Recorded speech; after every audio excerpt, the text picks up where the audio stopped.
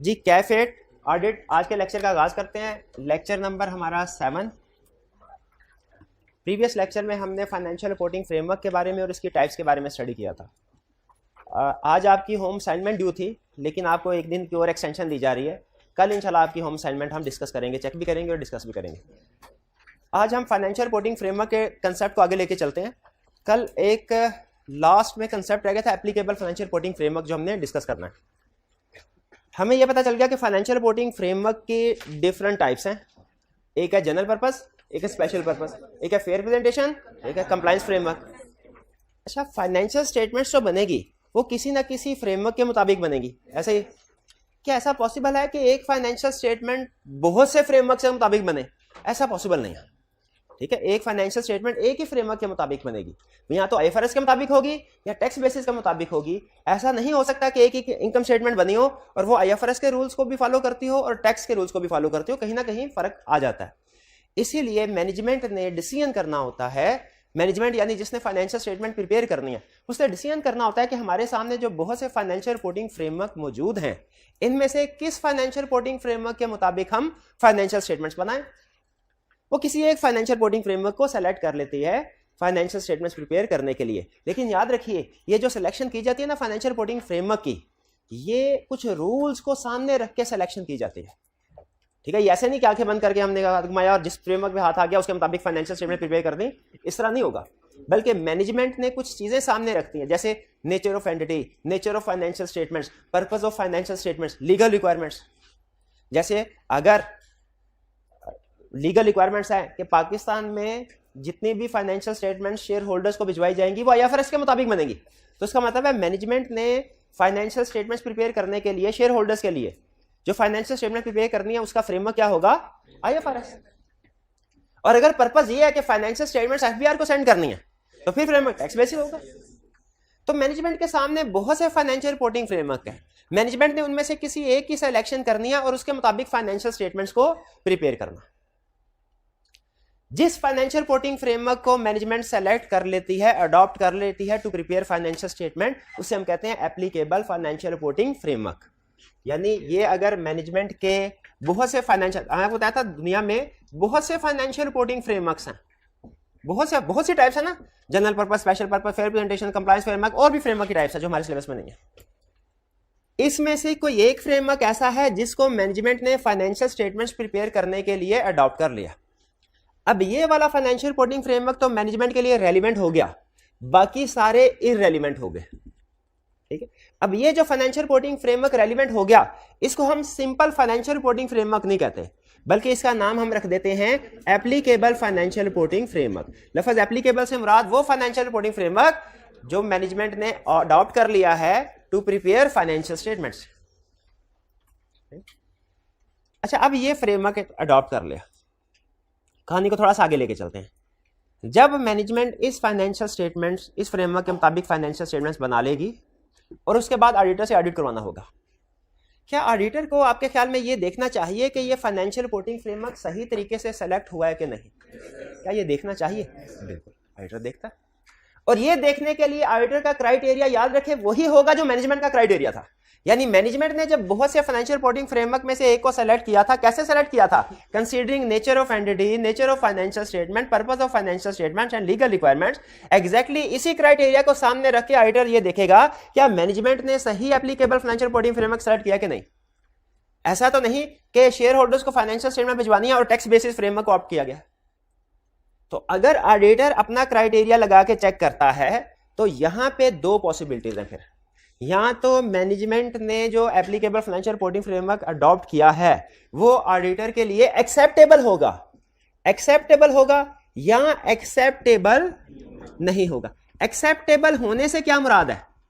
Acceptable होने से क्या मुराद है कि मैनेजमेंट ने क्राइटेरिया बिल्कुल ठीक ऑप्ट किया, और एक्सेप्टेबल ना होने से क्या मुराद है कि असल में एप्लीकेबल फाइनेंशियल रिपोर्टिंग फ्रेमवर्क कुछ और होना चाहिए था, मैनेजमेंट ने कुछ और ऑप्ट कर लिया।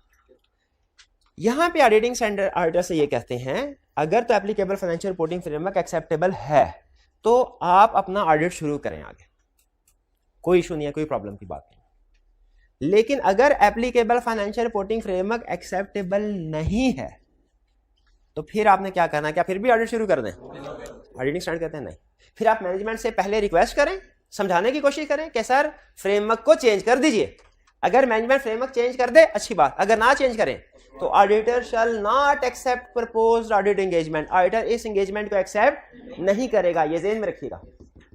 ये criteria applicable financial reporting framework कितना अहम है, ठीक है, यही बता रहा है। एप्लीकेबल फाइनेंशियल रिपोर्टिंग फ्रेमवर्क क्या है? एप्लीकेबल फाइनेंशियल रिपोर्टिंग फ्रेमवर्क ये वो वाला फ्रेमवर्क है। कौन से वाला? जो मैनेजमेंट ने अडॉप्ट किया है। अच्छा, किसने? मैनेजमेंट ने एंड टीसीडब्ल्यू। ये क्या है टीसीडब्ल्यू जी? ये मैं अभी थोड़ी देर में एक्सप्लेन करता हूं, ये बार बार हमारे सब्जेक्ट में टर्म आएगी, इसको मैं अभी एक्सप्लेन करता हूं। फिलहाल सिर्फ मैनेजमेंट के वर्ड पे गौर कीजिए। एप्लीकेबल फाइनेंशियल रिपोर्टिंग फ्रेमवर्क ये वो वाला फ्रेमवर्क है जो मैनेजमेंट ने अडॉप्ट किया है। किस लिए? To prepare financial statement. और कैसे सेलेक्ट किया है? अपनी मर्जी से नहीं, considering legal requirements, nature of entity, nature of financial statement, purpose of financial statement. और ये अगर ये एक्सेप्टेबल नहीं है तो ऑडिटर ऑडिट एंगेजमेंट को एक्सेप्ट नहीं करेगा। क्लियर हुई है बात? अच्छा, मुझे बताइए, एक कंपनी बैंक के पास लोन लेने के लिए गई, बैंक ने कहा मुझे फाइनेंशियल स्टेटमेंट्स प्रिपेयर करके दीजिए, लेकिन कैश बेसिस के ऊपर प्रिपेयर करके दीजिएगा क्योंकि हमें कैश में ज्यादा इंटरेस्ट है, कैश कहां से आ रहा है, कैश कहां से जा रहा है। मैनेजमेंट ने फाइनेंशियल स्टेटमेंट्स प्रिपेयर करके बैंक के सामने रख दी। बैंक ने कहा कि हम आपको लोन नहीं दे सकते, ले जाइए फाइनेंशियल स्टेटमेंट्स में। मैनेजमेंट ने डिसीजन किया चूंकि फाइनेंशियल स्टेटमेंट्स ऑलरेडी प्रिपेयर कर चुके हैं इसलिए दोबारा प्रिपेयर करने की जरूरत नहीं, यही फाइनेंशियल स्टेटमेंट हम शेयर होल्डर्स को भिजवा देते हैं। और ऑडिटर से कहा कि इन फाइनेंशियल स्टेटमेंट्स को ऑडिट कर दीजिए। क्या ऑडिटर को ऑडिट करना चाहिए? नहीं करना। क्यों नहीं करना चाहिए? Applicable financial reporting framework acceptable नहीं है। वो बैंक के लिए तो शायद एक्सेप्टेबल था, उसका पर्पस कुछ और था, लेकिन वो शेयर होल्डर के लिए एक्सेप्टेबल नहीं है। ऑडिटर को इस पे एंगेजमेंट, इस एंगेजमेंट को एक्सेप्ट नहीं करना। पहले मैनेजमेंट को कहना चाहिए सर कैश नहीं, एक्रूअल बेसिस के ऊपर कन्वर्ट करें इसको, आईएफआरएस के मुताबिक बनाए। मैनेजमेंट ना माने तो ऑडिटर इस एंगेजमेंट को एक्सेप्ट नहीं करेगा। क्लियर हुई है बात? चलिए, अच्छा आगे। अब एक बहुत अहम वर्ड है जो कि ऑडिट के तकरीबन हर चैप्टर में यूज होता है, वो है those charged with governance. Those charged with governance. आप में से जिन स्टूडेंट्स ने लॉ पढ़ा है उनको भी शायद अंदाजा होगा, या जिन स्टूडेंट्स ने कोई मैनेजमेंट का सब्जेक्ट पढ़ा है उनको भी अंदाजा होगा कि किसी भी ऑर्गेनाइजेशन के अंदर हियरार्की होती है, यानी काम करने के। अच्छा, हियरार्की में सबसे ऊपर है शेयर होल्डर्स। शेयर होल्डर से नीचे कौन है? डायरेक्टर्स होते हैं। फिर उसके बाद नीचे सीईओ और दूसरे लोग, मैनेजमेंट के लोग, सीएफओ वगैरह और डिफरेंट डिपार्टमेंटल हेड्स। और फिर हर डिपार्टमेंटल हेड के नीचे फर्दर स्टाफ होता है जो उस डिपार्टमेंट में उसकी हेल्प करता है। ठीक, अब ये टिपिकल ऑर्गेनाइजेशनल स्ट्रक्चर मैं आपके सामने रख रहा हूँ, हियरार्की आपके सामने रख रहा हूँ। मकसद तो एक टर्म समझाना है, लेकिन इसके पीछे हमारे 4-5 और कंसेप्ट्स हैं जो इसके साथ लिंक करते हैं, इसलिए मैं उनको भी साथ जोड़ा, ठीक है, ताकि बेसिक्स डेवलप हो जाए हमारे एडवांस कंसेप्ट्स की। ऑर्गेनाइजेशन में कुछ लोग ऐसे होते हैं, मैनेजमेंट है वो लोग जिनकी जिम्मेदारी है कि रूटीन नेचर के डे टू डे ऑपरेशन जो है इनको ऑब्जर्व करना है और इनको चलाना है। और मैनेजमेंट से ऊपर डायरेक्टर्स, इनकी जिम्मेदारी होती है ओवरऑल डायरेक्शन देना ऑर्गेनाइजेशन को, पॉलिसी स्ट्रेटजीज फॉर्मुलेट करना, और इन स्ट्रेटजीज को आगे इंप्लीमेंट करना, एग्जीक्यूट करना वो मैनेजमेंट का काम है। किसी भी अगर एक कंपनी का, क्योंकि हमारे ज्यादातर क्लाइंट्स होते हैं ना जो ऑडिट क्लाइंट्स हैं, ऑडिट फर्म्स के, वो कोई ना कोई कंपनी होती। तो एक टिपिकल कंपनी में जो ऑर्गेनाइजेशनल स्ट्रक्चर होता है वो सबसे पहले ऊपर इसके शेयर होल्डर्स यानी ओनर्स अपॉइंट करते हैं डायरेक्टर्स को, जिन्हें बोर्ड ऑफ डायरेक्टर्स भी कहते हैं। बोर्ड ऑफ डायरेक्टर्स सारी डिसीजन मेकिंग यही कर रहे होते हैं, लेकिन ये डे टू डे बिजनेस को रन नहीं कर रहे होते। डे टू डे बिजनेस को रन करने के लिए, डेली बेसिस पे काम करने के लिए डायरेक्टर्स अपॉइंट करते हैं सीईओ को। सीईओ याद रखिए डायरेक्टर्स के अंडर होता है, इसको डायरेक्टर्स अपॉइंट करते हैं। सीला में आपने पढ़ा होगा कि CEO is appointed by directors. फिर उसके बाद सीईओ के अंडर सारे डिपार्टमेंट्स होते हैं, एक कंपनी के जितने भी डिपार्टमेंट्स हैं। जैसे फर्ज कीजिए एक कंपनी के कितने डिपार्टमेंट्स हो सकते हैं, बता दें। बहुत से, कौन कौन से? For example human resource department हो सकता है, लीगल डिपार्टमेंट हो सकता है, मार्केटिंग डिपार्टमेंट हो सकता है, accounting and finance department, IT department, research and development department, और भी कोई अदर जरूरत के लिहाज से। हाँ, इंटरनल ऑडिट डिपार्टमेंट भी हो सकता है। बिल्कुल ठीक, ये डिपार्टमेंट क्लियर हुए। अच्छा, अब मैं बाकी की जो डिस्कशन है ना वो अब मैं केस स्टडी को सामने रख के कर रहा हूँ। बाकी की कोई भी चीज आपको नोट्स में या किताब में नहीं मिलेगी, लेकिन केस स्टडी में फ्रीक्वेंटली यूज होते हैं ये कंसेप्ट, इसलिए मैं आपके साथ शेयर कर रहा हूं। ह्यूमन रिसोर्स डिपार्टमेंट ये क्या काम करता है? एम्प्लॉयज की हायरिंग करता है, एम्प्लॉयज को फायर निकालना हो वो काम भी इसके जिम्मे। सैलरीज ये डिसाइड करता है, टर्म रेंट, इंक्रीमेंट वगैरह वो भी यही डिसाइड करेगा। एग्री करते हैं? लीगल डिपार्टमेंट क्या काम करता है? लीगल केसेस कंपनी के बिहाफ पे लड़ते हैं। मार्केटिंग डिपार्टमेंट क्या करता है? कंपनी की प्रोडक्ट्स की मार्केटिंग करता है, सेल्स एडवर्टाइजमेंट करता है, डिफरेंट पॉलिसीज के जी एम्प्लॉयज को बोनस देना कि अगर आपने सेल्स बढ़ाई तो 10% आपको बोनस, मार्केटिंग पॉलिसीज वगैरह। काउंटिंग एंड फाइनेंस डिपार्टमेंट क्या करता है? अकाउंट्स का काम करता है, फाइनेंशियल स्टेटमेंट प्रिपेयर करता है। ये वो डिपार्टमेंट है जो हम ऑडिटर्स के सबसे ज्यादा करीब होता है। हमारे सबसे ज्यादा हेलो हाय मिलना जुलना गपशप अकाउंटिंग एंड फाइनेंस डिपार्टमेंट से होता है, क्योंकि इसमें वो लोग हैं जो कि फाइनेंशियल स्टेटमेंट्स बनाए, जो जर्नल एंट्री रिकॉर्ड करते हैं, जो लेजर ट्रायल बैलेंस प्रिपेयर करते हैं, जो फाइनेंशियल स्टेटमेंट्स प्रिपेयर करते हैं। Accounting and finance department. IT department क्या करता है? वो आईटी सिस्टम लॉन्च करता है। आईटी सिस्टम में कोई चेंजेस करवाने हो वो चेंजेस आईटी सिस्टम करेगा। ठीक है, कभी आईटी सिस्टम में कोई प्रॉब्लम आ गया, बग आ गया, उसको ठीक आईटी डिपार्टमेंट करेगा। वेबसाइट वगैरह की monitoring. Research and development department ये रिसर्च करता है, और अगर इसकी रिसर्च सक्सेसफुल हो जाए तो फिर डेवलप करना, यानी मार्केट प्रोडक्ट्स को मार्केट में लाने के लिए एफर्ट करता है। और कुछ अदर को छोड़िए, अब मेरे सवाल का जवाब दीजिए। ये सारे डिपार्टमेंट सीईओ के अंडर आते हैं, एग्री करते हैं? हर डिपार्टमेंट का कोई ना कोई हेड होगा और उसके अंडर कुछ लोग काम कर रहे होंगे। ठीक है, अकाउंट्स एंड फाइनेंस डिपार्टमेंट का हेड को क्या कहते हैं भला? सीएफओ। बाकी भी डिपार्टमेंटल हेड के नाम है, लेकिन वो हमारे सब्जेक्ट से रेलिवेंट नहीं है। तो मुझे बताइए, सीईओ और सीएफओ में से हायर पोजीशन पे कौन है? सीईओ। सीएफओ उसके अंडर है, ये ध्यान में रखिएगा, यानी सीएफओ रिपोर्टेबल टू सीईओ। आगे चलते हैं। Human source department. As auditor हमारे लिए ह्यूमन सोर्स डिपार्टमेंट रेलिवेंट है क्या? हमें ऑडिट करने के दौरान सिर्फ अकाउंटिंग एंड फाइनेंस डिपार्टमेंट से ही कंसर्न रखना चाहिए कि बाकी के डिपार्टमेंट से भी हमें एविडेंस मिल सकता है? बाकी के डिपार्टमेंट, अब यहाँ ये केस स्टडी का नॉलेज बिल्ड हो रहा है, ये आपको लिखी हुई कहीं, फिर बता रहा हूं, लिखी कहीं चीज नहीं मिलेगी, केस स्टडी का नॉलेज। ह्यूमन सोर्स डिपार्टमेंट से हमें क्या इंफॉर्मेशन मिल सकती है और वो हमारे किस एरिया के में यूज होगी? अच्छा, जिस स्टूडेंट से बताऊं पूछूं वो बताए, बाद में कोई ऐड करना चाहे तो कर ले। अब ह्यूमन सोर्स डिपार्टमेंट से हमें पेरोल की इंफॉर्मेशन मिलेगी, किस एम्प्लॉय की कितनी सैलरी है। ह्यूमन सोर्स डिपार्टमेंट से हमें पता चलेगा ड्यूरिंग द ईयर कितने एम्प्लॉय आए, कितने एम्प्लॉय रिजाइन करके गए।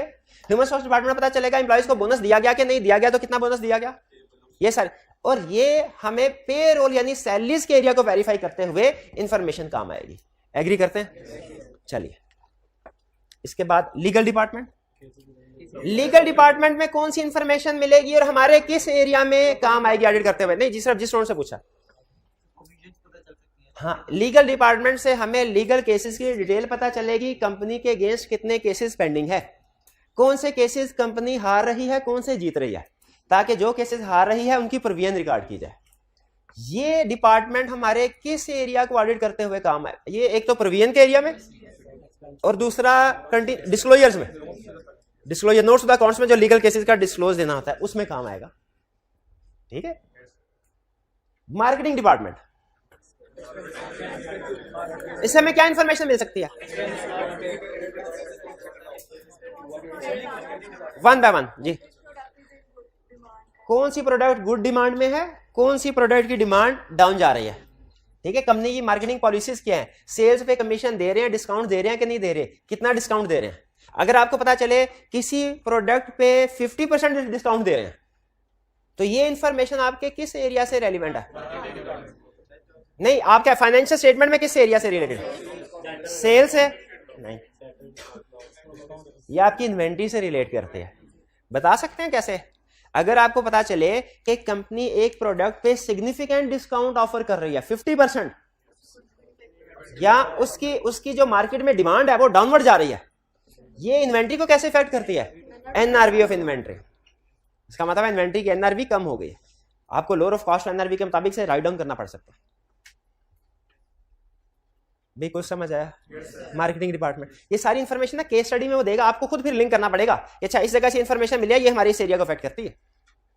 आगे अकाउंटिंग एंड सीएफओ। अच्छा, इसमें तो हमारा सारा ज्यादातर काम ही इससे रेलिवेंट होता है। कंपनी की अकाउंटिंग पॉलिसीज कौन सी हैं, क्या है, अकाउंटिंग एस्टिमेट्स क्या है, ड्यूरिंग द चेंजेस वगैरह हुई हैं, डेप्रिसिएशन रेट क्या है, ठीक है, वगैरह वगैरह सारी इंफॉर्मेशन हमें अकाउंट्स एंड फाइनेंस डिपार्टमेंट से मिलते हैं। आईटी डिपार्टमेंट से पता चलेगा ड्यूरिंग द ईयर कोई न्यू सिस्टम लॉन्च किया या एग्जिस्टिंग सिस्टम में कोई चेंजेस की है। क्योंकि एक तो ये कि अगर कोई वेबसाइट वगैरह या कोई आईटी सिस्टम लॉन्च किया तो उसकी कॉस्ट सही कैपिटलाइज हुई है कि नहीं, वो हमारे लिए रेलिवेंट होता है, क्योंकि आपको पता है आईटी सिस्टम जो है ना उनकी कॉस्ट सिग्निफिकेंट होती है, बाज़ औक़ात मिलियंस में इनकी कॉस्ट होती है। और दूसरा सम टाइम ऐसा होता है कि आईटी डिपार्टमेंट में अगर कोई चेंजेस की जाएं तो उनकी वजह से ट्रांजैक्शंस में कोई ना कोई एरर्स आने का खतरा होता है। इसीलिए अगर आईटी डिपार्टमेंट में सिग्निफिकेंट चेंजेस हो तो हम खास तौर पे ध्यान रखते हैं कि इसकी वजह से कोई ट्रांजैक्शन तो गलत रिकॉर्ड नहीं होगी। रिसर्च एंड डेवलपमेंट डिपार्टमेंट, कौन से प्रोजेक्ट चल रहे हैं, कितने कैपिटलाइज किए एक्सपेंसेस, जो एक्सपेंसेस कैपिटलाइज किए हैं क्या वो सही क्राइटेरिया मीट करते हैं कि नहीं, ये इनटेंजिबल एसेट्स से रिलेट करते हैं। IAS 38, हाँ जी बिल्कुल, उसमें क्राइटेरिया भी है, कोई क्राइटेरिया याद है आपको, चलें ठीक है, जो भी क्राइटेरिया ठीक है। अच्छा चलिए, ये डिपार्टमेंट्स क्लियर हो गया आपको। हर डिपार्टमेंट ने कुछ आगे फर्दर सपोर्ट स्टाफ रखा होता है, जैसे फाइनेंस डिपार्टमेंट ने CFO ने आगे सपोर्ट स्टाफ रखा होगा। ये सपोर्ट स्टाफ में कौन कौन से लोग शामिल हो सकते हैं, बहुत से, फॉर एग्जांपल कैशियर होगा जो कैश में लेन देन कर रहा होगा, इन्वेंट्री मैनेजर होगा जो इन्वेंट्री को संभाल रहा होगा, अकाउंट्स क्लर्क होगा जो कि अकाउंटिंग वगैरह कर रहा होगा, और भी बहुत से लोग होंगे। इसी तरह बाकी डिपार्टमेंट्स में भी डिफरेंट स्टाफ अपॉइंट किए गए होंगे। ये हियरार्की समझ आई आपको। डायरेक्टर्स के अंडर CEO और डिपार्टमेंटल हेड के under CFO, departmental head CFO है, इसके अंडर अदर स्टाफ। अब सुनिए, ऑडिट में कुछ टर्म्स यूज होती हैं, 3 टर्म्स यूज होती हैं, एम्प्लॉय, मैनेजमेंट और those charged with governance. Employ से मुराद ये लोग होते हैं, ये जूनियर, मोस्ट जूनियर लेवल पे जो लोग काम कर रहे होते हैं। मैनेजमेंट से मुराद वो लोग होते हैं जो कि पॉलिसी इंप्लीमेंटेशन वगैरह करते हैं, डे टू डे मैनेजमेंट जिनकी रिस्पॉन्सिबिलिटी होती है। जैसे हर डिपार्टमेंट का जो हेड होगा उसे कहते हैं मैनेजमेंट, और उस डिपार्टमेंटल हेड के अंडर जो लोग काम कर रहे होंगे उन्हें कहते हैं एम्प्लॉय। और डिपार्टमेंटल हेड के ऊपर डायरेक्टर्स कंट्रोल कर रहे होंगे इन सबको, और डायरेक्टर्स ने अपना एक रिप्रेजेंटेटिव CEO अपॉइंट किया होता है, ठीक, CEO अपॉइंट किया होता है। बेसिकली CEO, ये सारे डिपार्टमेंटल हेड है, ये CEO को रिपोर्ट करते हैं और CEO फिर डायरेक्टर्स को रिपोर्ट करता है। अब यहां पे थोड़ा सा इख्तलाफ है लॉ का और ऑडिट का। लॉ ये कहता है कि CEO की पोजीशन की वजह से CEO is a director, law ये कहता है। लेकिन ऑडिट ये कहता है, ऑडिटिंग स्टैंडर्ड ये कहते हैं CEO चूंकि डे टू डे बेसिस पे बिजनेस में मौजूद होता है, बिजनेस को मॉनिटर कर रहा होता है, ये मैनेजमेंट का पार्ट है। मैनेजमेंट में जो हाईएस्ट पर्सन, हाईएस्ट अथॉरिटी है ना, वो CEO है। तो याद रखिए, ऑडिट के पेपर में आपने CEO को किसका पार्ट समझना है, मैनेजमेंट का, डायरेक्टर का पार्ट नहीं समझना। हालांकि लॉ में कुछ और कहा जाता है। यहां तक क्लियर। अब ये आपके सामने तीनों टर्म समझ आ गए। अच्छा, अब डायरेक्टर्स जो हैं, डायरेक्टर्स इनका काम क्या, डायरेक्टर डेली बेसिस के ऊपर बिजनेस में आते हैं? नहीं, आपको पता है ये महीने, 2 महीने, 3 महीने के बाद एक मीटिंग करते हैं, आके डिसीजन मेकिंग करते हैं, फैसले करते हैं, और बाद में फिर मैनेजमेंट से कहते हैं आप 3 महीने इसके ऊपर एग्जीक्यूट करें। अब डायरेक्टर्स या बोर्ड ऑफ डायरेक्टर्स जो है ये 3 महीने के लिए बिजनेस से एब्सेंट हो गए, ठीक, लेकिन ये चाहते हैं कि हम जा तो रहे हैं। अब मैं आगे फर्दर ना ये CEO को मीट कर रहा हूं, इसकी डिस्कशन नहीं करूंगा, क्योंकि बार बार मैनेजमेंट एंड CEO, मैनेजमेंट ये कहना ना बार बार डुप्लीकेशन हो जाती है। सिर्फ मैनेजमेंट का वर्ड बोलूंगा, आपने अंदाजा लगा लेना CEO शामिल है। डायरेक्टर्स ने मैनेजमेंट की जिम्मेदारी लगा दी कि आपने बिजनेस को संभालना है, हम घर जा रहे हैं, महीने, 2 महीने, 3 महीने के बाद आएंगे। लेकिन डायरेक्टर्स को खतरा है कि कहीं हमारे पीछे ये कोई लोग गड़बड़ ना कर दे, कोई फ्रॉड करके भाग ना जाए। इसीलिए किसी एक बंदे को परमानेंट, किसी डिपार्टमेंट को परमानेंट डेली बेसिस पे मौजूद होना चाहिए कंपनी के अंदर, और उसकी जिम्मेदारी कोई काम करना नहीं हो, बल्कि दूसरों के काम को चेक करना वो ठीक काम कर रहे हैं कि नहीं। और अगर कोई रूटीन नेचर के मसले मसाइल है तो रिपोर्ट बना के मंथली हमें पहुंचा दिया करें। लेकिन अगर कोई ज्यादा सेंसिटिव, बड़ा गड़बड़ वाला मसला है तो इमीडिएटली हमें रिपोर्ट कर दे। तो क्या आप समझते हैं कि किसी एक डिपार्टमेंट की, किसी एक पर्सन की जरूरत है ऑर्गेनाइजेशन में जो डायरेक्टर्स के भी हाथ पे बाकी लोगों को ऑब्जर्व करे, और अगर कोई गड़बड़ है तो वो रिपोर्ट कर दे, ठीक। जैसे सूबे के मामलात वो तो चीफ मिनिस्टर ने संभालने हैं, ठीक है, फैसले तो वही करने। गवर्नर का क्या काम होता है भला? चेक करना कि सही काम कर रहा है कि नहीं, अगर नहीं कि सही काम कर रहा तो रिपोर्ट करना आगे। एग्जैक्टली उसी तरह इन लोगों का काम गवर्नर का, ये चीफ मिनिस्टर का रोल नहीं, ये खुद से कोई काम नहीं करेंगे। ये जो डिपार्टमेंट आएगा इसे कहते हैं इंटरनल ऑडिट डिपार्टमेंट। इसे क्या कहते हैं? Internal audit department. इसको अपॉइंट कौन करता है? डायरेक्टर। ये खुद से कोई काम नहीं करते, लेकिन दूसरों के काम को चेक करते हैं, और अगर कोई गड़बड़ नजर आए तो डायरेक्टर्स को रिपोर्ट कर देंगे।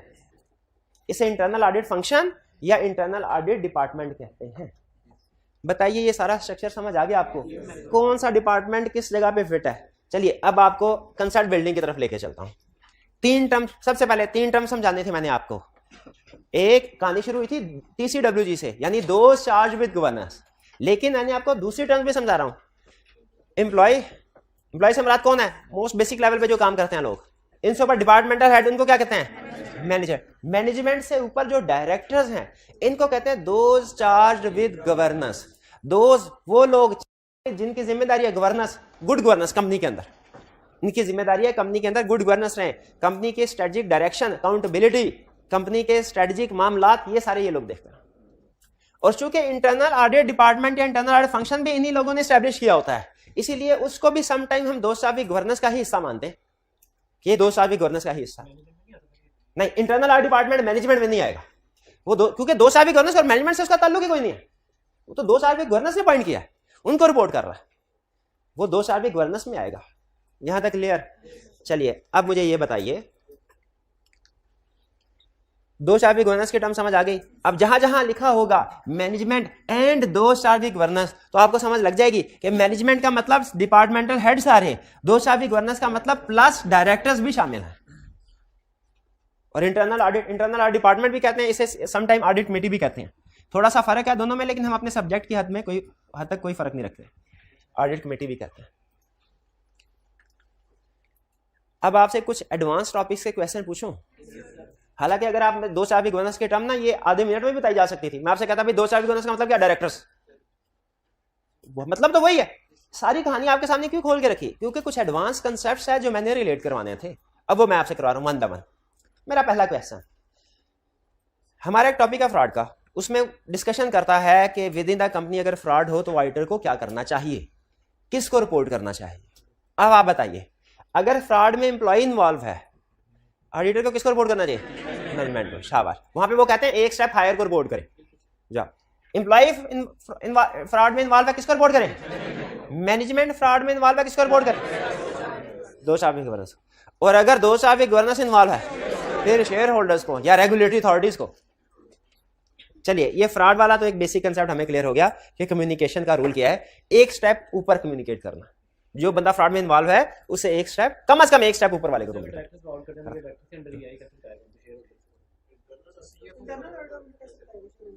नहीं।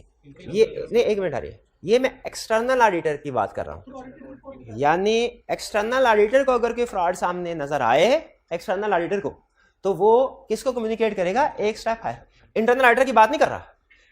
भाई ने कहा कि सर वो इंटरनल ऑडिटर को अगर फ्रॉड नजर आया डायरेक्टर्स का, तो वो तो डायरेक्टर के अंडर ही काम करें, उनको थोड़ी बताएंगे, या वो तो उनकी इंस्ट्रक्शन के मुताबिक ही काम करेंगे। वो बात ठीक है, ठीक है, लेकिन हम किसके पॉइंट ऑफ से बात? अच्छा, ये ध्यान में रखिएगा। अब दो टर्म्स आपके सामने आ गई हैं, एक है एक्सटर्नल ऑडिटर, एक है इंटरनल ऑडिटर। जब मैं सिर्फ वर्ड ऑडिटर यूज करूंगा ना, हमेशा इससे मुराद एक्सटर्नल ऑडिटर होगा, ये ध्यान में रखिएगा। फ्रॉड का कंसेप्ट क्लियर हो गया? आगे चलते हैं। एविडेंस। मेरा क्वेश्चन यह है, क्या एविडेंस सिर्फ सिंगल सोर्स से हासिल किया जा सकता है या अदर सोर्सेज से भी हासिल किया जा सकता है? बिल्कुल, एक स्टैंडर्ड है एविडेंस का, वो बताता है कि evidence within the organization other sources से भी हासिल किया जा सकता है। अब अगर आपसे कोई पूछे कि बताइए विद इन द ऑर्गेनाइजेशन कौन कौन से अदर सोर्सेज हैं और उनसे क्या क्या एविडेंस हासिल किया जा सकता है, तो आप बता देंगे।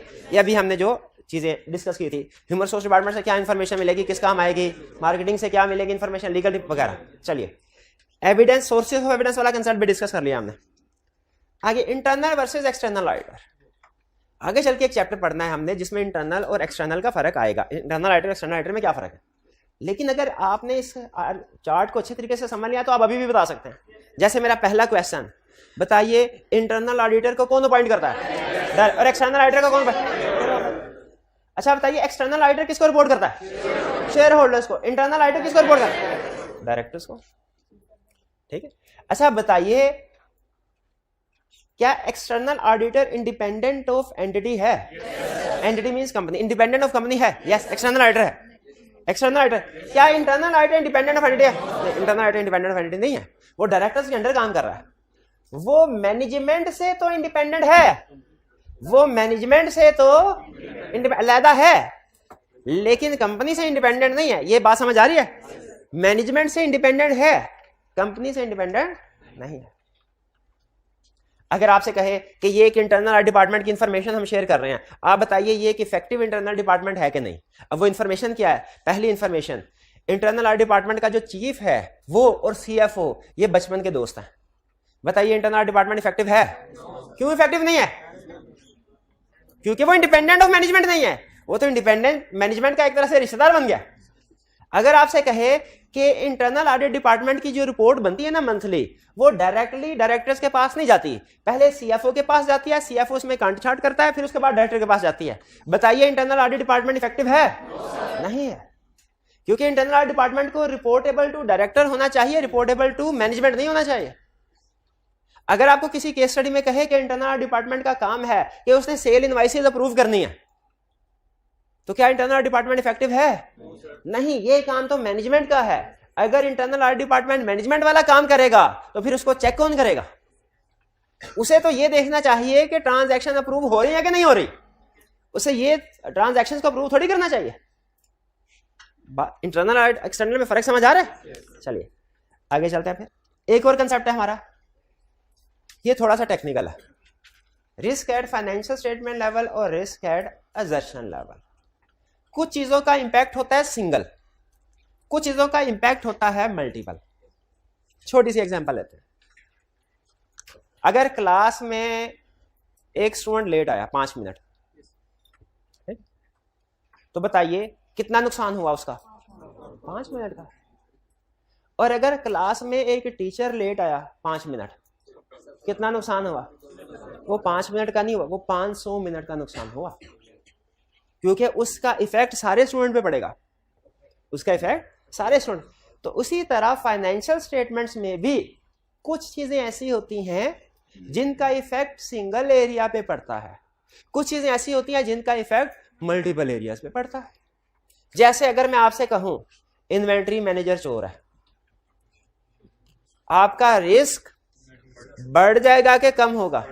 आपको पता चले जिसके खिलाफ एक एफआईआर दर्ज हुई है पिछली कंपनी में जहां पे काम किया था उन्होंने करवाई, रिस्क बढ़ गया कि कम हुआ? बताइए एक स्पेसिफिक एक आधे एरिया में कि बहुत से एरियाज में? क्योंकि एक इन्वेंट्री में उसको लगाया, वो गड़बड़ करेगा इन्वेंट्री में करेगा। और अगर आपको पता चले सीएफओ के खिलाफ एफआईआर दर्ज करवाई गई है मनी लॉन्ड्रिंग के, फ्रॉड के, अब रिस्क बढ़ेगा कम होगा? बढ़ेगा। किसी एक एरिया में कि बहुत से एरियाज में?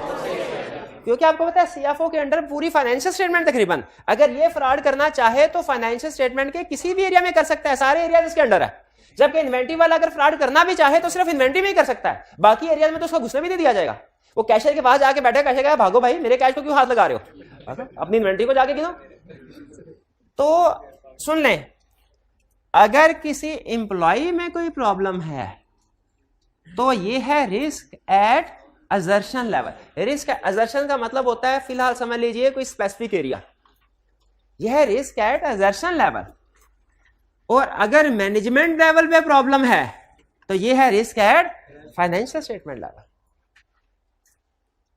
चलें, अगर ये मुश्किल लग रहा है ना रिस्क एट असर्शन लेवल और फाइनेंशियल स्टेटमेंट लेवल, तो ये याद रख लें, छोटा रिस्क और बड़ा रिस्क। ठीक है, छोटा रिस्क कौन सा है? जो स्पेसिफिक एरिया को अफेक्ट करता है। बड़ा रिस्क कौन सा है? अगर छोटा रिस्क होगा रिस्क एट असर्शन लेवल, हमने उसको एड्रेस करना है कि नहीं? एज ऑडिटर करना है कि नहीं? उसको करना है। और अगर risk at financial statement level होगा, उसको एड्रेस करना है कि नहीं? उसको भी करना है, दोनों को करना है। तो सवाल यहां पे ये ज़हन में पैदा होता है, अगर दोनों तरह के रिस्क को एड्रेस करना है तो दोनों की अलग-अलग क्लासिफिकेशन हमें बताने की जरूरत क्या थी? वो इसलिए कि एड्रेस दोनों को करना है, लेकिन दोनों को एड्रेस करने की अप्रोच डिफरेंट है। Risk at assertion level address किसी और तरीके से होता है, risk at financial statement level address किसी और तरीके से होगा। हाँ जी बिल्कुल, आगे कम्युनिकेशन में भी आ सकता है। अच्छा चलिए, अगर आपको ये कंसेप्ट समझ, क्योंकि ये थोड़ा सा टेक्निकल कंसेप्ट है, तो उसमें मैं वैसे तो आगे डिस्कस करना है हमने, लेकिन फिर भी एक एग्जांपल आपके साथ शेयर करता हूं, आप बताइएगा ये कौन सा रिस्क है। फर्ज कीजिए आपको पता चला कि कंपनी की पॉलिसी है कि जो सेल्स करता है ना स्टाफ, यानी आपको घर घर जाके बेच रहे होते, कभी शैम्पू कभी साबुन घर घर जाके बेच रहे होते सेल्स स्टाफ, जो सेल्स स्टाफ जितनी सेल करेगा उसे 10% कमीशन दिया जाएगा। अब इसमें क्या रिस्क है कि वो सेल्स स्टाफ सेल्स को ओवरस्टेट करने की कोशिश करे, क्योंकि जितनी ज्यादा सेल्स होगी उनको कमीशन उतना ज्यादा मिलेगा, ये भी रिस्क है। दूसरी बात आपको पता चली कि कंपनी के सीएफओ को भी ये ऑप्शन पॉलिसी में लिखा गया है कि जितना प्रॉफिट होगा उसको भी 10% बोनस मिलेगा। इधर रिस्क है, इधर भी है, क्योंकि सीएफओ की कोशिश होगी कि प्रॉफिट ज्यादा से ज्यादा हो, जितना प्रॉफिट ज्यादा होगा उतना ही इसको कमीशन मिलेगा। ये दो इश्यूज आगे बताइए, दोनों रिस्क हैं। कौन सा रिस्क एट असर्शन लेवल है? सेल्स वाला, क्योंकि उसमें गलती का चांस सिर्फ एक ही एरिया पे है, सेल्स पे। लेकिन जो सीएफओ वाला है, प्रॉफिट वाला, ये risk at financial statement level, क्योंकि इसमें सीएफओ का जहां पे दाव चला वो चलाएगा। वो कोई भी इनकम होगी उसको ओवरस्टेट करने की कोशिश करेगा, वो कोई भी एक्सपेंस होगा उसको अंडरस्टेट करने की कोशिश करेगा, वो कोई भी एसेट होगा उसको ओवरस्टेट करने की कोशिश करेगा, वो कोई भी लायबिलिटी होगी उसको अंडरस्टेट करने की कोशिश करेगा। जी एक मिनट हरी, मैं सिर्फ कंक्लूड कर रहा हूं, सिर्फ एक आधे मिनट के बाद कंक्लूड करके क्वेश्चन लेता हूं। भाई ये बात समझ आ गई? तो risk at financial statement level और रिस्क एट असर्शन लेवल में फर्क समझ आ गया आपको, और ये भी पता चल गया कि दोनों को हमने डिफरेंट वे में एड्रेस करना है। चलिए ये था हमारा कंसेप्ट। बेसिकली तो हमने एप्लीकेबल फाइनेंशियल रिपोर्टिंग फ्रेमवर्क में जो टर्म यूज हुई है दो टॉपिक, इसको समझना था, लेकिन इसको बहाना बना के मैंने कुछ और भी बहुत से कंसेप्ट इकट्ठे करके आपके सामने रख दिए। क्लियर हो गए? चलिए अब अगर कोई क्वेश्चन है तो 1 बाय 1 पूछ लीजिए। जी पहले ये फिजिकल क्लास में पूछ रहे थे, फिर मैं हाइब्रिड की तरफ आता हूँ। फिजिकल में कोई क्वेश्चन है तो पूछ लें।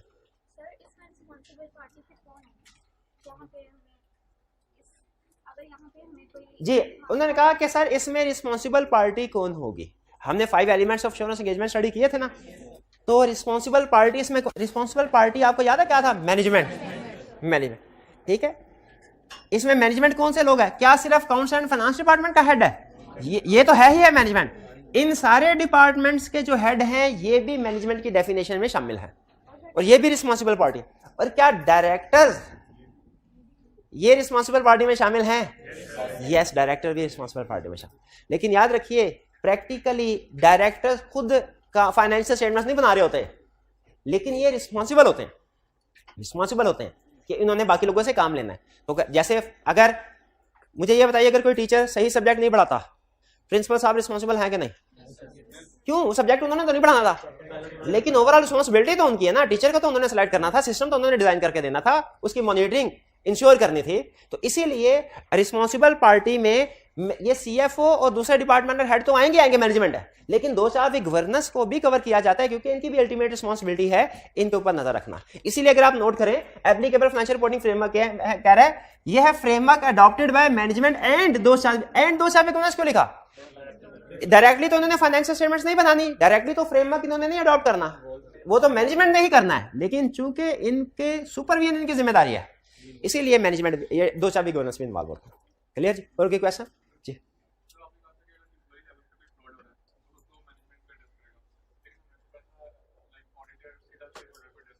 नहीं, हमने ये कभी नहीं पढ़ा। इनका क्वेश्चन ये है कि सर आपने कहा है कि अगर कहीं फ्रॉड सामने आता है तो कम से कम एक लेवल ऊपर रिपोर्ट करना होता है, यानी एम्प्लॉई का फ्रॉड मैनेजमेंट को, मैनेजमेंट का डायरेक्टर को। तो हमने तो ये पढ़ा हुआ शायद कहीं कि फ्रॉड सारे डायरेक्ट शेयर होल्डर को रिपोर्ट करने होते हैं। नहीं, वो होते हैं वो फ्रॉड जो फाइनेंशियल स्टेटमेंट को इफेक्ट कर रहे होते हैं, और जो वो कम्युनिकेट करना। लेकिन याद रखें हमने विद इन द ऑर्गेनाइजेशन भी कम्युनिकेट करना है, वो तो एंड में करना ही करना है।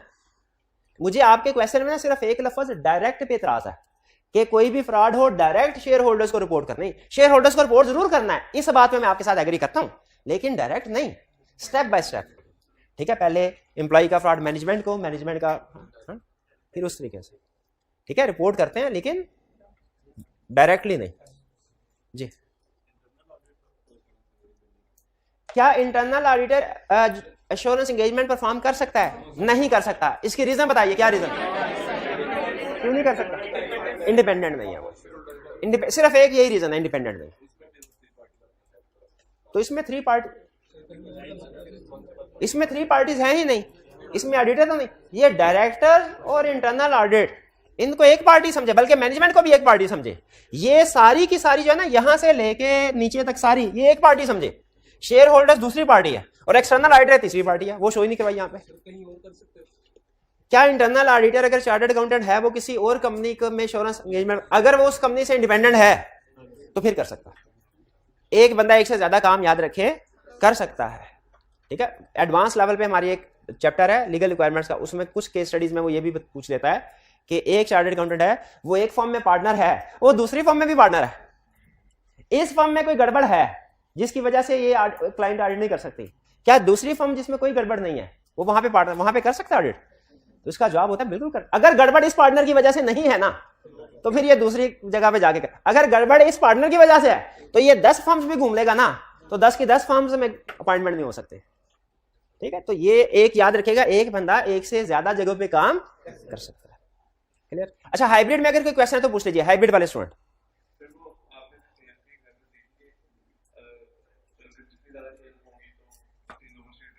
जी जी बिल्कुल,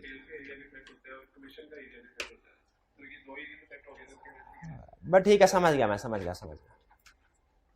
अब असल में टाइम कम है, सवाल उन्होंने ऐसा कर दिया कि दिल कर रहा है जरा उसका आंसर एक्सप्लेन करूं डिटेल में, लेकिन बहरहाल फिलहाल आपके क्वेश्चन का मैं आंसर ब्रीफली कर रहा हूं, बाद में किसी चैप्टर में डिटेल आंसर इसका बताऊंगा। आपका क्वेश्चन मैं सबके लिए रिपीट कर रहा हूं। क्वेश्चन उन्होंने ये पूछा, सर आपने कहा अगर एक आधे एरिया पे इफेक्ट हो वो है असर्शन लेवल और बहुत से एरियाज पे इफेक्ट हो फाइनेंशियल, तो अगर सेल्स में गड़बड़ हो वो तो डेटर्स को भी इफेक्ट करेगा, वो तो प्रॉफिट को भी इफेक्ट करेगा, वो तो कमीशन को भी इफेक्ट करेगा।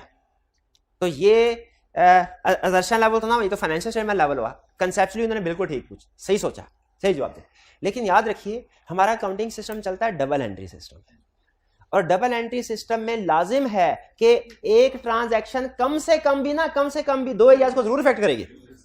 एक ट्रांजैक्शन कम से कम भी 2 एरियाज को जरूर। तो जब हम कहते हैं ना कि उसका इफेक्ट सिंगल एरिया पे है, तो उससे मुराद उस डायरेक्ट एरिया में है। आगे जो कॉन्सिक्वेंशियल इंपैक्ट आता है ना वो कंसीडर नहीं करते। कॉन्सिक्वेंशियल इंपैक्ट समझ रहे हैं आप? उस एक रीजन की वजह से, जैसे अगर आप सेल्स में 1 रुपए की ओवर स्टेटमेंट कर दें, तो अगर आप कंसेप्चुअली सोचें उसकी वजह से ग्रॉस प्रॉफिट भी चेंज हो गया, नेट प्रॉफिट भी चेंज हो गया, करंट एसेट डेटर भी चेंज हो गए, प्रोविजन फॉर बैड डेट भी चेंज हो गई, कमीशन भी चेंज हो गया। लेकिन ये सारे के सारे कॉन्सिक्वेंशियल इंपैक्ट है, यानी टोटल आ रहा है। समझ, एक चीज की वजह से जो दूसरे इफेक्ट होते हैं ना उसको हम सिंगल इफेक्ट ही लेते हैं, ये ध्यान में रखिएगा, उसको हम सिंगल। तो अगर सेल्स की वजह से, सेल्स के गलत होने की वजह से आगे अगर कोई दूसरे एरियाज गलत हो रहे हैं तो उसको हम सिंगल असर्शन लेवल ही लेंगे। हाँ, अगर वो क्वेश्चन में ये कहे कि सेल इनवाइसेस की अप्रूवल नहीं हो रही, परचेज इनवाइसेस की भी नहीं हो रही, पेरोल पे की गई है उसकी भी अप्रूवल नहीं हुई, तो ये डिफरेंट ट्रांजैक्शंस हैं, ये फाइनेंशियल स्टेटमेंट लेवल है। लेकिन अगर वो कहे सिर्फ पेरोल की प्रोसेसिंग ठीक नहीं हुई तो ये असर्शन लेवल। अब इस पेरोल की वजह से हो सकता है पेरोल भी गलत हो सकता है प्रॉफिट भी गलत हो, लेकिन वो उसका कॉन्सिक्वेंशियल इंपैक्ट आएगा। जी भाई, क्लियर हुआ? कुछ जिन्होंने क्वेश्चन पूछा था। चलिए आगे चलते, आगे फर्दर बहरहाल इसको मैंने मजीद डिस्कस करना है आगे किसी फ्यूचर टॉपिक में, लेकिन फिलहाल आपको ये बता दिया कि अगर सेल्स 1 रुपये से ओवरस्टेटेड है तो और इसकी वजह से जो 4-5 एरियाज इफेक्ट होंगे वो फाइनेंशियल स्टेटमेंट लेवल नहीं कहलाएगा, असर्शन लेवल ही रहेगा। जी,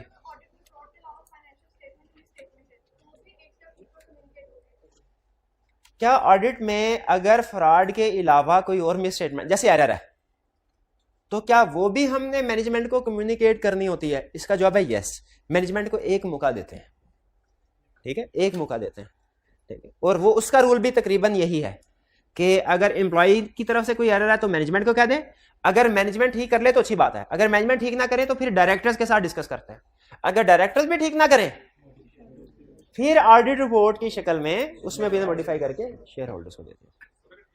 क्लियर? क्या अगर एरर को ठीक कर लिया जाए, डेप्रिसिएशन रिकॉर्ड नहीं की गई थी, हमारे कहने पे कर दी गई, तो क्या अभी शेयर होल्डर का कमेंट? नहीं, अब शेयर होल्डर को हमने यही कहना है कि फाइनेंशियल स्टेटमेंट ठीक है, जो एरर्स ठीक हो गए वो हमने शेयर होल्डर्स को कम्युनिकेट नहीं करने।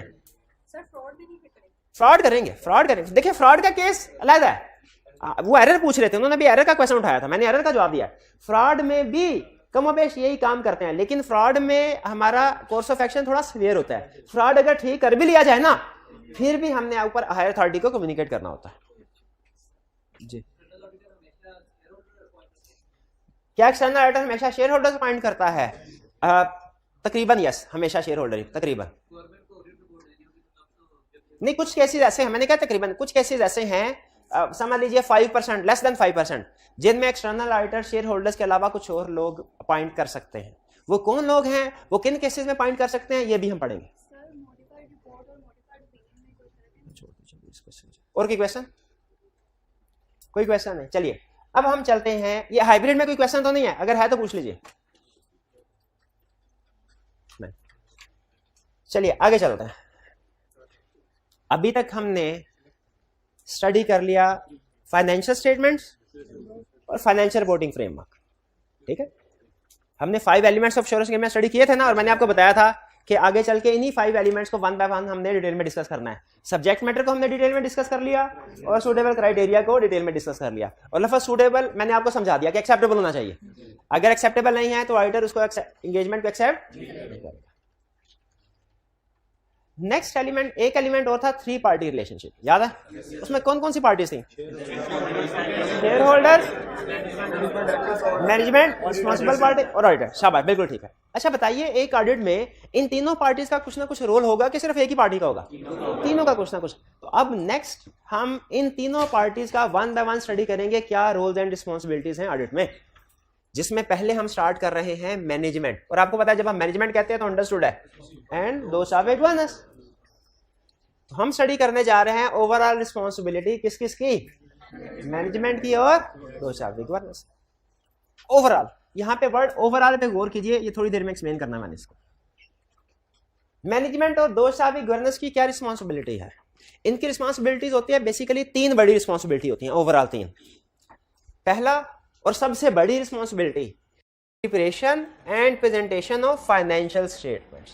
फाइनेंशियल स्टेटमेंट्स को प्रिपेयर करना कैसे? In accordance with applicable financial reporting framework, यानी जो applicable financial reporting framework select किया है उसके मुताबिक फाइनेंशियल स्टेटमेंट प्रिपेयर करना, ये इनकी सबसे पहली और सबसे बड़ी रिस्पॉन्सिबिलिटी है।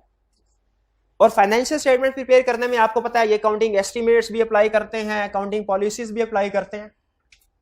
इन्होंने सिलेक्शन करनी होती है, अकाउंटिंग पॉलिसीज बहुत सी होती है ना, इन्होंने अकाउंटिंग पॉलिसीज को सेलेक्ट करना है, एस्टिमेट्स को सेलेक्ट करना है और फिर अप्लाई करना है। फाइनेंशियल स्टेटमेंट्स प्रिपेयर करते हुए क्या एस्टिमेट्स और अकाउंटिंग पॉलिसीज का इंपैक्ट आता है? बिल्कुल आता है।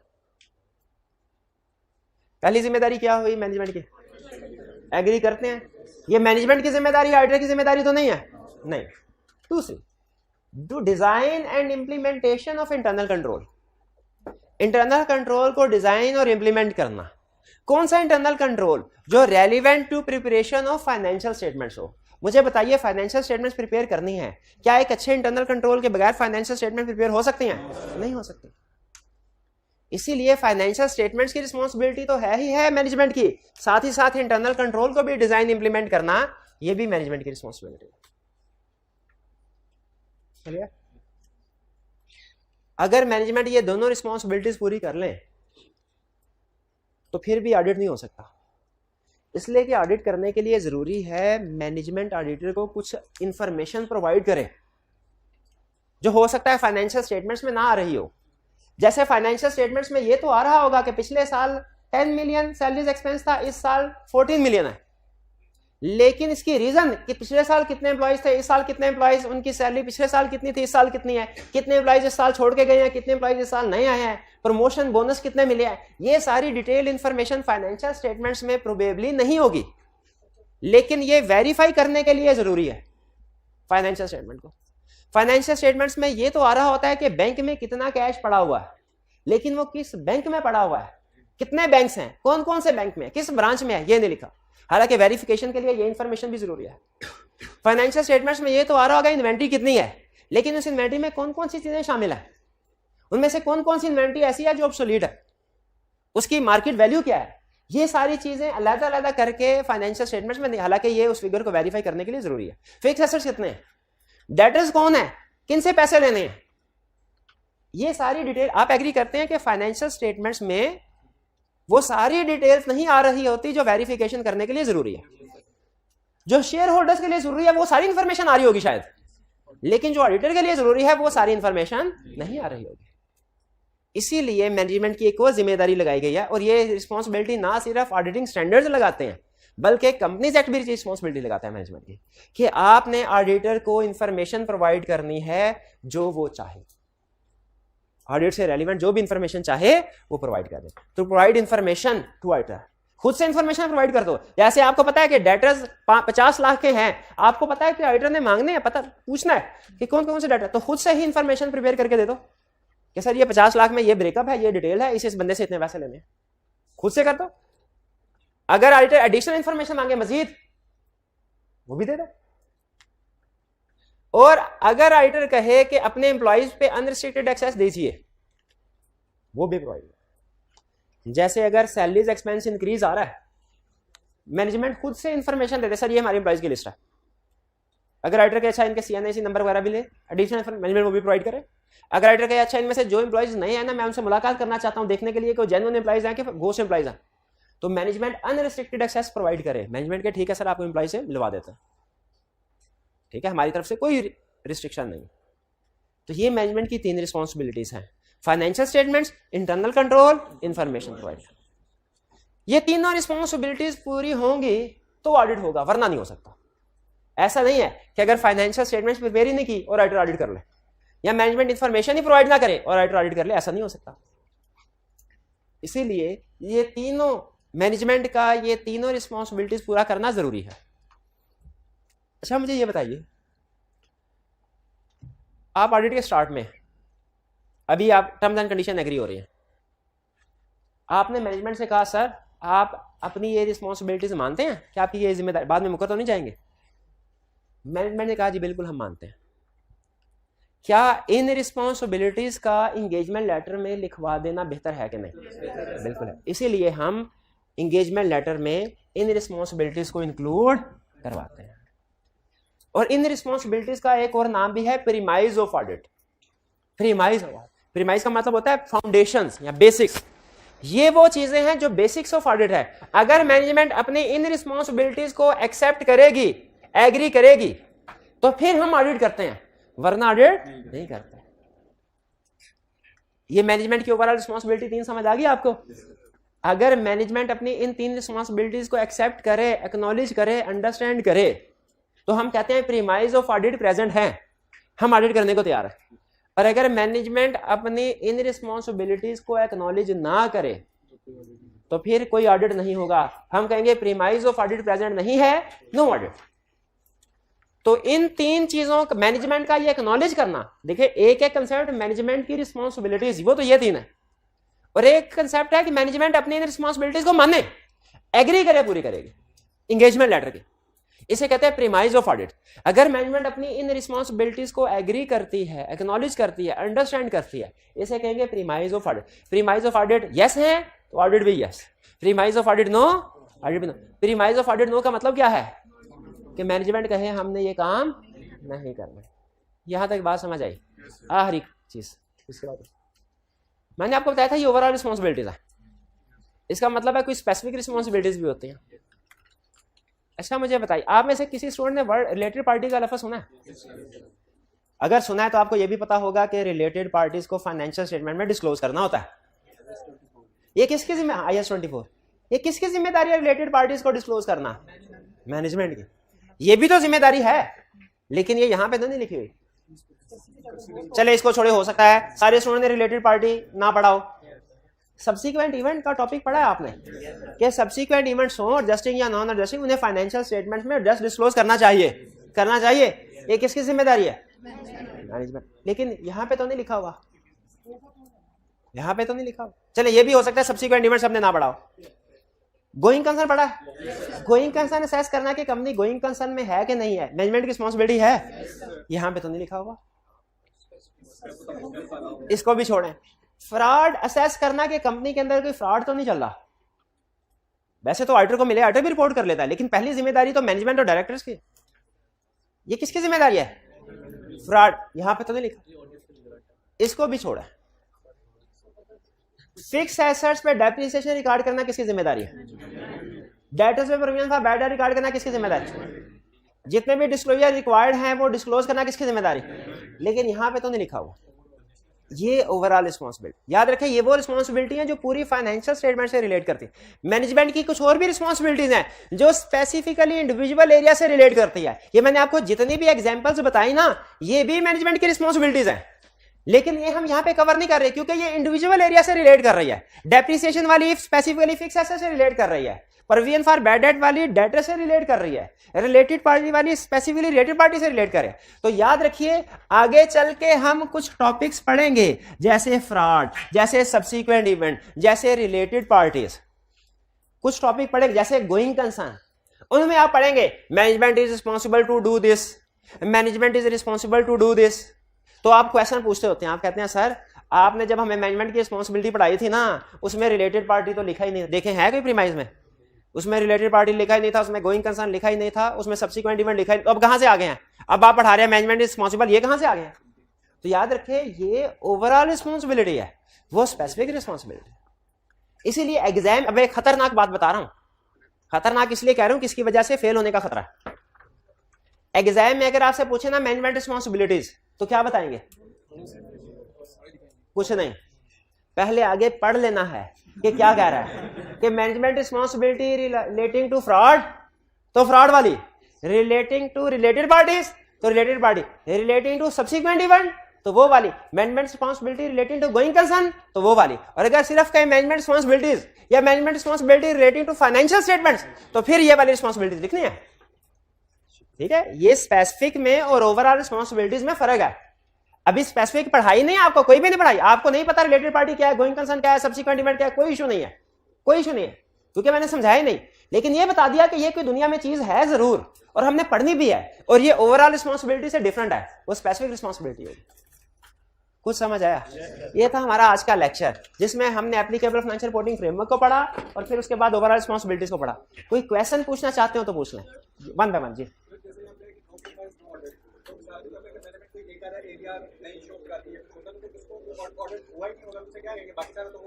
देखिए यहां पे सुन लें, यहां पे उन्होंने कहा सर मैनेजमेंट अगर फाइनेंशियल स्टेटमेंट्स प्रिपेयर ही नहीं करती तो प्रीमाइस प्रेजेंट नहीं है, हम ऑडिट एक्सेप्ट नहीं करेंगे। लेकिन अगर मैनेजमेंट ने फाइनेंशियल स्टेटमेंट्स प्रिपेयर की, उनमें कोई एक आधी गलती हो गई, एक आधी गलती होगी या कोई एक आधा काम करना था उन्होंने नहीं किया, वो याद रखें, वो इसमें नहीं आएगा। उस केस में हम ऑडिट कर सकते हैं, एंगेजमेंट एक्सेप्ट कर सकते हैं, वो फिर हम रिपोर्ट में लिख देते हैं स्टेटमेंट आके ना। हाँ वो बाद में देखेंगे। देखें एक आधी इंफॉर्मेशन, जैसे हमें किसी रिलेटेड पार्टी की इंफॉर्मेशन नहीं दी, ठीक है, वो एक अलग बात है, वो छोटा इशू है, वो हम रिपोर्ट में फिर डिस्कस कर लेते हैं। यहां पे तो ये बता रहा है मैनेजमेंट आपसे कहे फाइनेंशियल स्टेटमेंट्स मैंने बनानी ही नहीं, आप ही बनाएंगे, वो मसला है, हम एक्सेप्ट नहीं करेंगे। यहां पे कह रहे हैं ऑडिटर को हम आपको कोई इंफॉर्मेशन देंगे ही नहीं, यहां पे वो मसला है। ठीक है, तो ये ओवरऑल अगर वो मैनेजमेंट ना करें तो फिर एंगेजमेंट को एक्सेप्ट कर लें। हाँ अगर बाकी की इंफॉर्मेशन दे दी, एक आधी इंफॉर्मेशन हमें ऑडिट के दौरान में नहीं मिली, वो फिर हम रिपोर्ट में डिस्कस कर लेंगे। नो प्रीमाइज वाली बात, ये सारे ना तीनों चीजें मिलकर इन्हें प्रीमाइज करते हैं। मैनेजमेंट और दो चार्ज में गवर्नेंस का इन तीनों चीजों पे एग्री होना, तीनों चीजों पे प्रीमाइज कहते हैं। तो प्रीमाइज तीनों को कवर कर रहा है। मैनेजमेंट ने कहा फाइनेंशियल स्टेटमेंट नहीं बनानी, तो इसमें भी हम कहेंगे प्रीमाइज नहीं है। मैनेजमेंट ने कहा हम फाइनेंशियल, हम इंफॉर्मेशन प्रोवाइड नहीं करेंगे, तो इसमें भी हम कहेंगे प्रीमाइज नहीं। रिस्ट्रिक्टेड एक्सेस, अनरिस्ट्रिक्टेड एक्सेस का मतलब है कि जब ऑडिटर कहे कि हमें आप उस पर रेलिवेंट पर्सन से मिलवाएं, रिस्ट्रिक्टेड का मतलब मैनेजमेंट रिफ्यूज कर दे कि सर इस बंदे से नहीं मिलवाना, करना नहीं चाहिए। मैनेजमेंट एक्सेस को रिस्ट्रिक्ट कर सकती है लेकिन करना नहीं चाहिए। जी जी हाइब्रिड से पूछिए क्वेश्चन। जी क्वेश्चन यह है कि क्या स्पेसिफिक रिस्पांसिबिलिटीज भी एंगेजमेंट लेटर में लिखनी होती है? इसका जवाब है नहीं। ठीक है, स्पेसिफिक रिस्पांसिबिलिटीज अंडरस्टूड। मैंने असल में अगर आप नोट करें ना, अब मैं आपको एक पता की बात बताता हूँ, अगर आप नोट करें तो जितनी भी स्पेसिफिक रिस्पांसिबिलिटीज है ना, असल में इस वाले में कवर हो जाती हैं। अगर मैनेजमेंट ये वादा कर लेना कि मैं सही सही फाइनेंशियल स्टेटमेंट बनाऊंगी, तो उसका मतलब है वो सारी भी कवर हो जाती हैं। इसीलिए स्पेसिफिक रिस्पांसिबिलिटीज को एंगेजमेंट लेटर में लिखना जरूरी नहीं है। जी और कोई क्वेश्चन?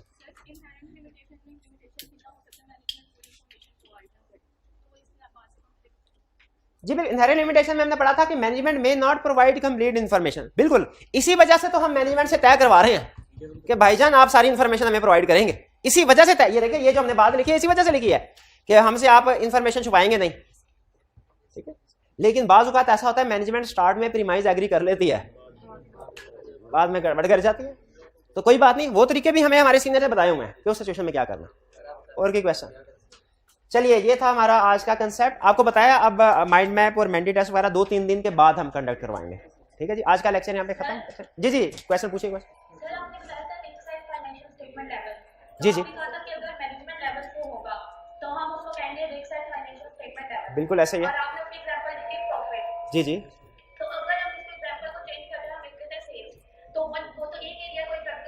जी जी, देखिए अगर सेल्स इफेक्ट करती हैं, अगर सेल्स में रिस्क है और वो इफेक्ट कर रही हैं फाइनेंशियल स्टेटमेंट, तो वो रिस्क एट असर्शन लेवल ही होगा, वो risk at financial statement level नहीं होगा, क्योंकि उसका डायरेक्ट इफेक्ट सिर्फ सेल्स पे आ रहा है। हाँ, आगे सेल्स की वजह से दूसरे एरियाज में इफेक्ट जाता है, लेकिन वो हम कंसीडर नहीं करते, हम उसको एक सिंगल मिस्टेक ही कंसीडर करते हैं। आपका अकाउंटेंट अगर एक गलत एंट्री पास कर दे, सेल्स की फिगर को 1000 की बजाय 5000 लिख दे, तो आप उसे कहेंगे कि उसने 5 गलतियां की हैं, वो एक ही गलती, आगे उसका इफेक्ट 5 जगह पे गया, तो वो रिस्क एट असर्शन लेवल होगा। हाँ, अगर सीएफओ प्रॉफिट को ओवरस्टेट करने की कोशिश करता है, रिस्क है कि वो करेगा, तो आपको पता है वो तो फिर किसी भी एरिया में कर सकता है, उसकी अप्रोच, उसकी पावर अथॉरिटी तो सारी फाइनेंशियल स्टेटमेंट पे है, इसीलिए उसे risk at financial statement level कहते हैं। नहीं, सीएफओ एम्प्लॉय नहीं होता, सीएफओ मैनेजमेंट का हिस्सा होता है। ऑडिट में सीएफओ मैनेजमेंट का हिस्सा है। ठीक है, चलिए आज का लेक्चर यहाँ पे खत्म करते हैं हम। अल्लाह हाफिज।